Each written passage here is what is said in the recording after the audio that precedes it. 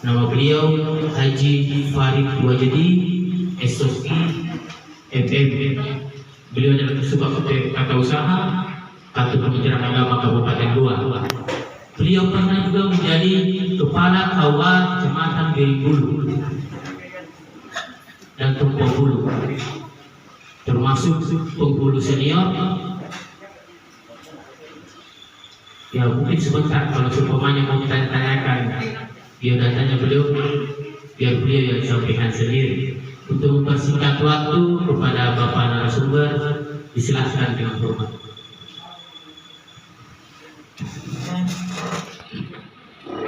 Assalamualaikum warahmatullahi wabarakatuh. Alhamdulillahi wa kafa, wassalatu wassalamu ala sayyidina Mustafa wa ala alihi wa sahbihi ahli sidqi wal wafa. Rabbi shrah li sadri wa yassir li amri wa hlul 'uqdatam min lisani yafqahu qawli. Yang terhormat Bapak Kepala Kantor Urusan Agama Kecamatan Palangga, yang kami hormati moderator, yang kami hormati panitia manasik haji 3 kecamatan yang kebetulan dibagi menjadi 2 gabungan, Palangga dan Goronggong. Yang kami banggakan seluruh calon jemaah haji, calon tamu-tamu Allah yang insya Allah selalu diberikan nikmat kesehatan, selalu diberikan rahmat, kekuatan sampai berangkat dan selama di tanah suci Mekah dan sampai kembali ke tanah air.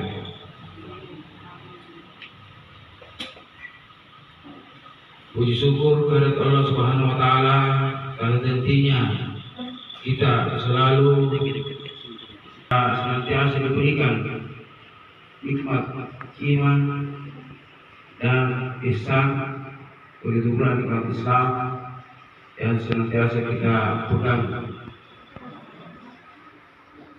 Salawat dan salam tak lupa kita curahkan pada baginda Muhammad Sallallahu Alaihi Wasallam, Nabi yang selalu kita jadikan suri teladan, Nabi yang selalu kita agung-agungkan di setiap sendi. Hadirin calon jemaah haji yang dirahmati oleh Allah Subhanahu wa taala. Jadi kita sekarang ini di manasik hari kedua, ya. Hari kedua, alhamdulillah kita akan mengikuti manasik ini. Harap kesulitan kita semua, karena haji ini merupakan kewajiban bagi kita, tapi ada tambahan di belakang, man istata'a ilaihi sabila. Istata'a di sini banyak, ada beberapa komponen. Dan terus terang kalau selama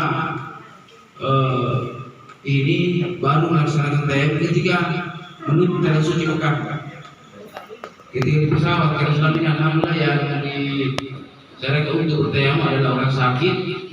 Ketika ini kita kena, kita sedang dalam melaksanakan musafir. Jadi memang perlu untuk mengetahui praktiknya, karena ini jarang dilaksanakan, Pak. Jarang dilaksanakan. Ada mungkin yang sudah tahu? Jadi beberapa pendapat, Pak. Ada Maliki, ada Syafi'i. Tapi yang umum kita lakukan itu pendapat Syafi'i.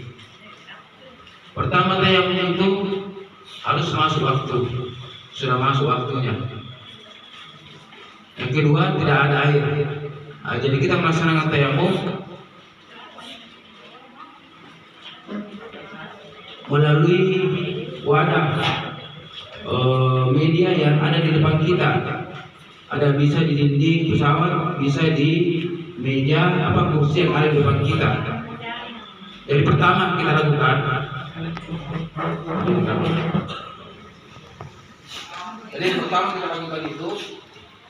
itu kira pun nama kita sedikit buka, bikin semua. Dengan baju di gulung. Ini sama persiapan kalau kita mau wudhu. Dan pertama, Bismillahirrahmanirrahim. Kita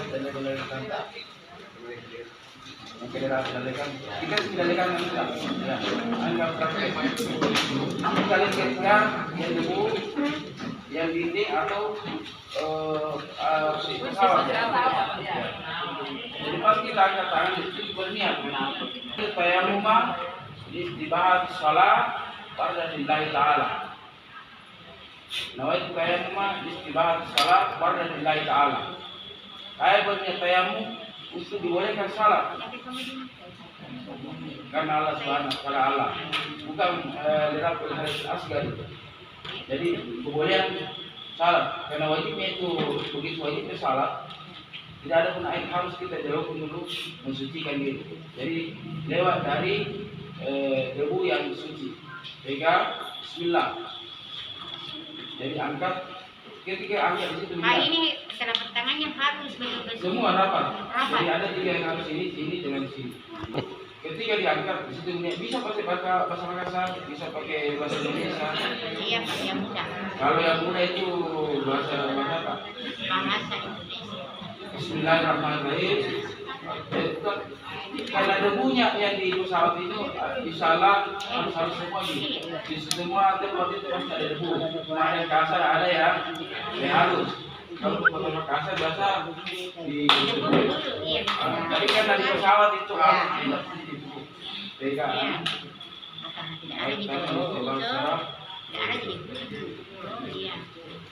jadi kalau yang pakai janggut itu tidak perlu begini. Seperti disunatkannya sementara wudhu, misalnya kan kalau wudhu yang pakai janggut air disunatkan begini. Yang kedua, ditempatkan lagi di yang pertama tadi ini. Ya sudah, yang putih jangan diambil tanah, harus dimukul di. Karena ada pernah di dapat dulu, dibawa ke porong. Ternyata di si kopornya ada satu tanah dibungkus dengan tanah. Ngerang yang utang. Jadi bagi ini lagi mana sih kamu tapi kurang jelas mungkin penjelasannya. Akhirnya bawa tanah dan si pemilik dan pesawat. Nah dia gitu. Jadi intinya itu kalau perlu kita lagi air untuk dicuci. Salah paham. Jadi kedua lagi kan tadi yang di depan. Jadi bisa juga sebenarnya yang penting ambil baru pertama di sabun lagi baru lanjut. Jadi cuma 2 yang disapu. Ada pendapat Maliki sampai di sini, ada beberapa cara ini, ada pendapat juga sampai di atas. Tapi yang umum itu bisa berkali.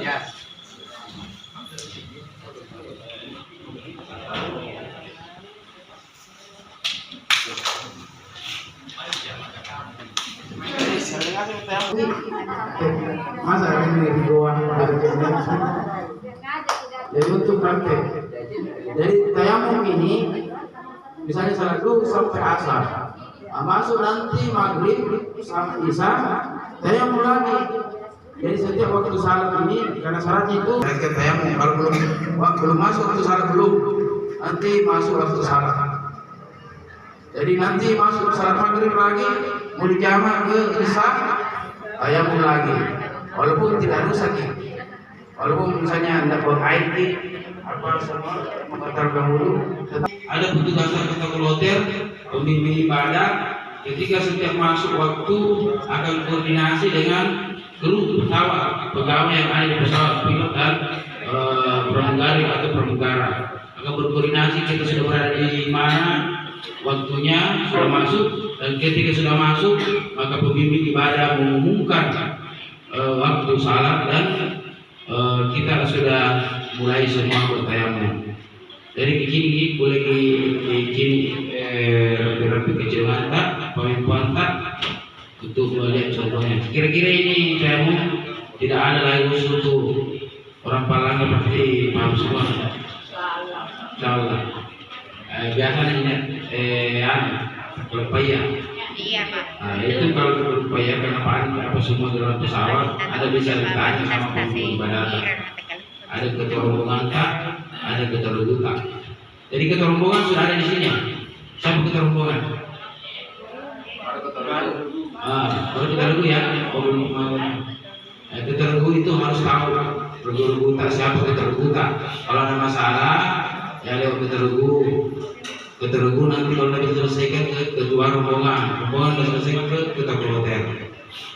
Karena kalau ketua kloter ini satu nih, pemimpin cuma satu nih.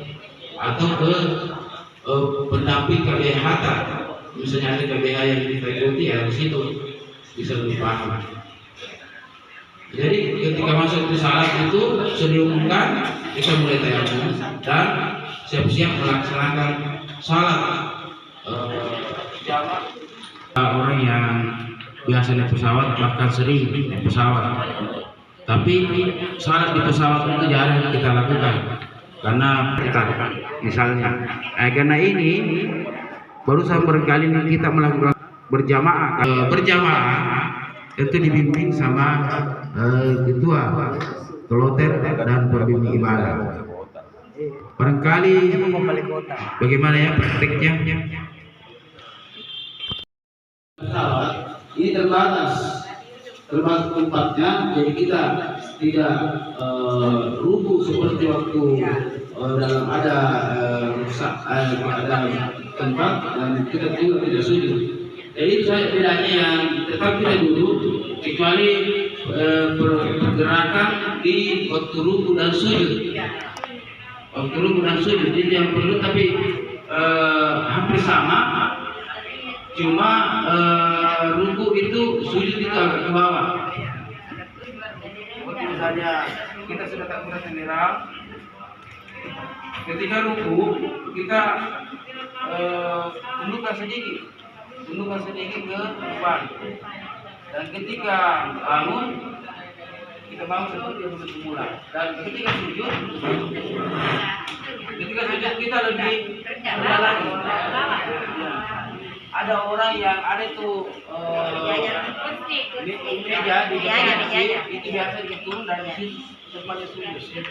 Dan kalau tidak dia tetap sujud di sandaran di depannya. Jadi jangan kita turun di lorong.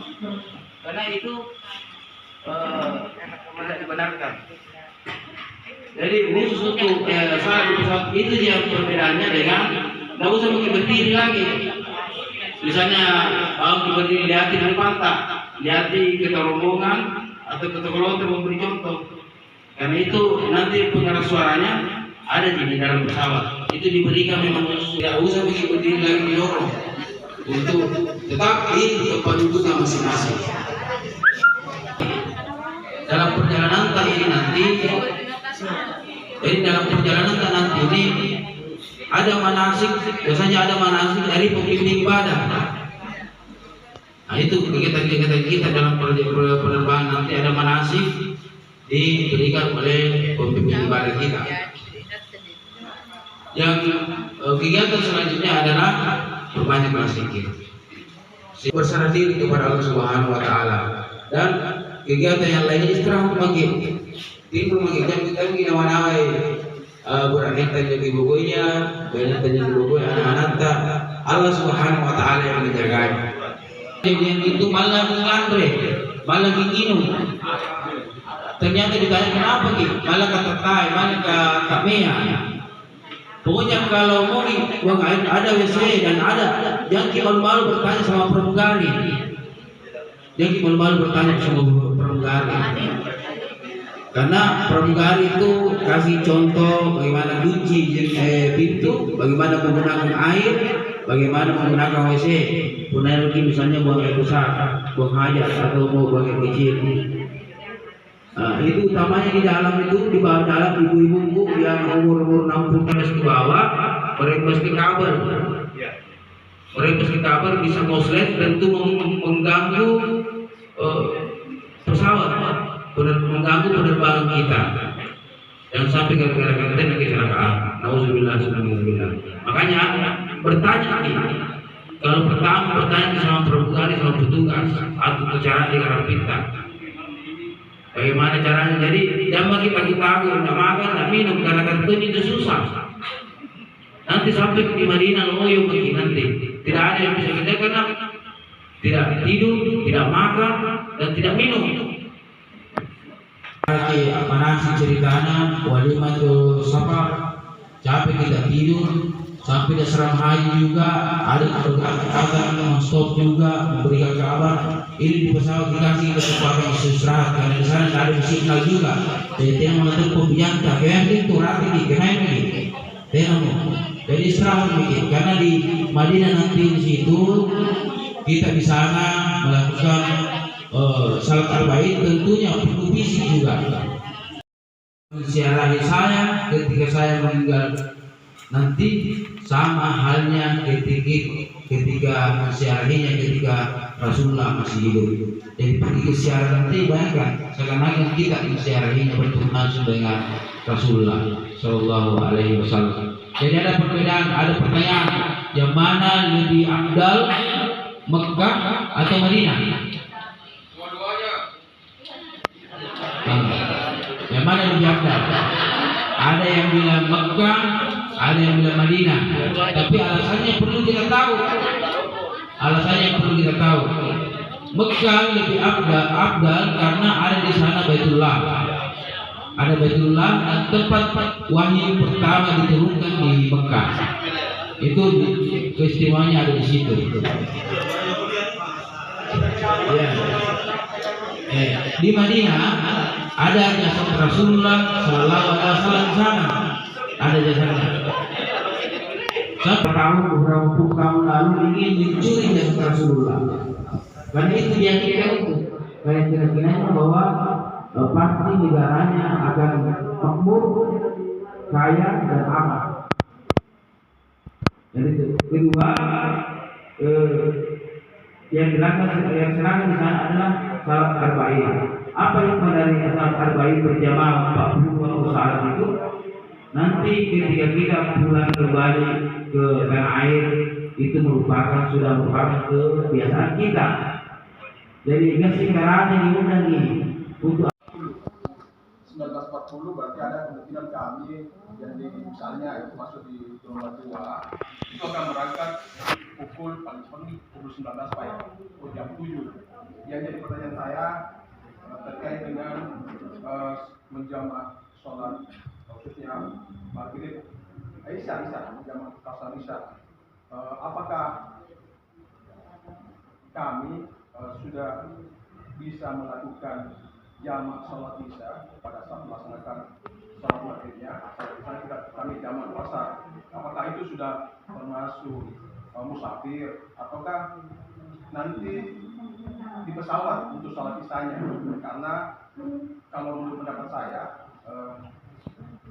belum kayaknya karena itu belum masuk kategori musafir karena kami masih keluar Makassar. Saya kembali lagi Pak tanyakan bahwa apakah salat Isyanya sudah bisa dijamak pada pada saat maghrib? Terima kasih. Waktu kita mulai meninggalkan rumah kita itu sudah terhitung musafir.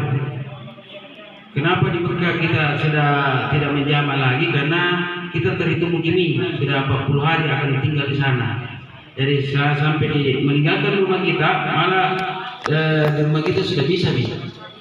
Ya, misalnya kita keluar rumah, ini kan jam 7 ya, jam 7 malam diterima di asrama haji. Masuk asrama jam 9, jam 7. Iya, tanggal 30-nya jam 19.40 Pak. Di situ saya baca jam 19.40 berangkat. Maaf Pak, yang saya pahami Pak, memang kita sudah kode musafir. Cuman apakah katanya saya 10 kilo ya Pak ya, perjalanan baru bisa melakukan jamaah. Padahal Makassar, Goa Makassar itu kurang lebih mungkin hanya 30 kilo, 40 kilo Pak. Nah, apakah karena kan pada waktu itu memang mepet Pak, mepet jam 7 dan jam itu sudah bisa.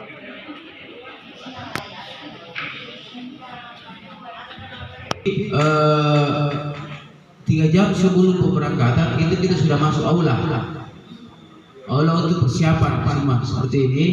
Jadi masuk kena maghrib, jadi bisa saja nanti di sini jamaah takdim, jamaah takhir. Ya, ini bisa kita laksanakan. Bisa saja seperti itu nanti kondisinya di pesawat. Ya, di pesawat itu karena sudah jam 8 malam kita berangkat. Jadi karena 3 jam berarti jam 7, berarti jam 4 asar itu sudah salat asar, itu kita sudah berkira itu sudah salat asar, kita sudah masuk di aula, untuk persiapan keberangkatan. Karena prosesi keberangkatan di situ pelepasan dan pelepasan jemaah ditempel, dikasih paspor, di nomor kursi tak. Jadi nanti nomor kursi itu kita perlihatkan saja ketika di pesawat, nanti perlihatkan ke pramugari. Nah, ini kan itu kaderatan sesuai dengan nomor yang ditempel di yang tak. Jadi nanti di situ saya pesankan itu, saya ingat pesankan itu paspor tak. Paspor itu jangan sampai hilang. Karena itu pengganti KTP tak. Demi nyawatan kita selaku warga Indonesia tidak mau diperiksa KTP tak, tapi paspor tamam disampai. Ada beberapa kejadian itu hilang paspornya, itu nanti di sana tertunda, terpaksa ikut di kloter selanjutnya karena hilang paspornya. Ini ibu-ibu di sana itu juga jangki menganggap di sana di Mekah itu malaikat semua. Ada tuh itu cucunya Abu Jahal. Banyak pencuri, banyak apa. Kalau anda lihat betul lingu-lingu, misalnya tidak ada teman itu, makanya saya dipesan kita lihat di sana persatuannya orang-orang Turki, orang-orang Nigeria. Itu kasar, tapi tetap bersatu. Katanya itu pecadi atau pelamba itu berani. Jadi itu biasa saya ceritakan ini kejadian supaya kita ada pengalaman pendengar. Itu ada di sana memang petugas haji yang pokoknya ada lambang merah putihnya itu. Di situ kita bertanya, jangan bertanya kepada orang lain. Karena banyak kejadian, nah sini mikurang tau lingu, tidak na segi pintunya, jalannya pulang, seakan-akan dia mau membantu menolong. Nah kutanya kenapa ibu? Tidak bisa gini, nah periksa kalau terberapa apa di mana tak? Coba saya lihat itu tas tak, di mana? Kata di Bogor terlambat, ketika banyak keramainya, ramai, lucu dari ya. Memang ini tidak ada pendeta. Jadi sepesankan itu nanti jangan bawa uang, jangan dibawa semua uang. Kalau mungkin khusus dilarang. Pesawat, apakah ini bisa dilaksanakan secara berjamaah atau dilaksanakan secara sendirian? Yang di pesawat nanti Pak, salat berjamaah, kita lakukan secara berjamaah. Satu pesawat kita salat bersama-sama berjamaah. Karena imamnya itu pemimpin ibadat atau mereka melakukan kekuatan kayak jadi imam, itu berjamaah semua. Setiap waktu salat kita lakukan berjamaah semua selama di pesawat. Katanya maaf, katanya digau kemarin ini karena mereka Belanda, mereka pasar bersama kita menjadi bersama berjamaah. Dan saya lagi belakang. Assalamualaikum warahmatullahi wabarakatuh. Ada yang saya ingin tanyakan Pak mengenai tata cara salat jamak dan salat kasar baik takhir maupun takdim. Apakah misalnya sesudah kita niat kan 2 rakaat misalnya kalau di kasar sudah salam misalnya, apakah langsung kita berdiri langsung takbir saja atau masih ada niat? Niat, mau penjelasannya Pak. Diingatkan dilakukan jamak takbir kasar ke misalnya duhur ke asar. Jadi sudah diniatkan dari pertama, sudah niatnya mau mati. Jadi nanti ketika salat duhurnya barang selesai salam langsung ada kamat, tidak niat lagi. Dan sudah diniatkan. Iya. Langsung takbir. Karena mereka sudah ketika dilaksanakan pertama. Tidak ada kita ulangi takbir lagi. Itu takbir harus kita ulang lagi supaya betul-betul dihafal dan diresapi. Takbir kita kayak itu nanti akan kita banyak-banyak ucapkan. Labbaik Allahumma labbaik. Kita mendengarkan itu orang yang biasa. Ketika kita bertakbir dalam perjalanan, itu kesyukuran kita kepada Allah Subhanahu wa taala mengeluarkan kemana tapi kita sedari terima kasih. Karena orang yang biasa lihat kapan saya bisa seperti ini, kapan ini bertahun-tahun kita menunggu, terakhir akan mana keluar. Jadi kita harus sabar itu dan insyaallah keikhlasan kita terbalas oleh Allah. Labbaik Allahumma labbaik. Labbaik la syarika lak labbaik. Innal hamda wan ni'mata laka wal mulk la syarika lak. Labbaik Allahumma labbaik. Labbaik la syarika lak labbaik. Innal hamda wan ni'mata laka wal mulk la